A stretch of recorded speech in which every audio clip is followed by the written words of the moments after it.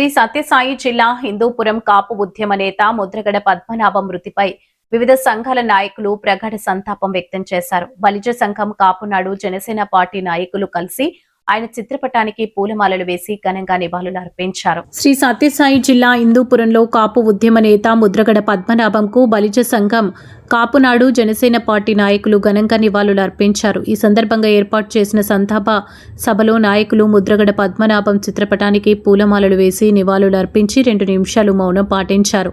అనంతరం వారు మాట్లాడుతూ కాపు సామాజిక వర్గ హక్కుల సాధన కోసం ముద్రగడ పద్మనాభం జీవితాంతం చేసిన ఉద్యమాలు, సేవలు చిరస్మరణీయమని కొనియాడారు. ఆయన సమాజానికి చేసిన సేవలు, ప్రజల పట్ల చూపిన అంకిత భావం ఎప్పటికీ ఆదర్శంగా నిలుస్తుందని పేర్కొన్నారు.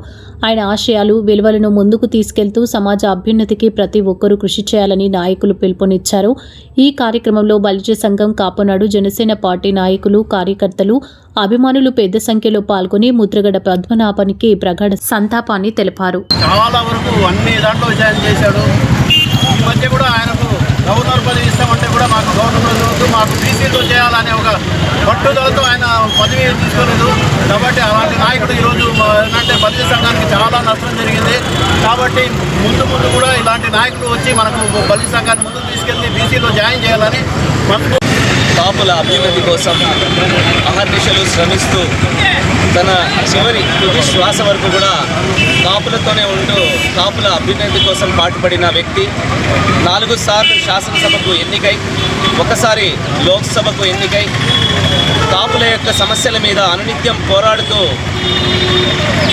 ఈరోజు కాపుల యొక్క మనుగడ ఉంది అంటే అందులో ముఖ్య పాత్ర ముద్రగడ పద్మనాభం గారిది కూడా ఉంటుంది. ఈరోజు కాపుల ముద్దుబిడ్డ అయినటువంటి పద్మనాభం గారు మన మధ్యలో లేరు అనే మాటను మనం జీర్ణించుకోలేకపోతున్నాము.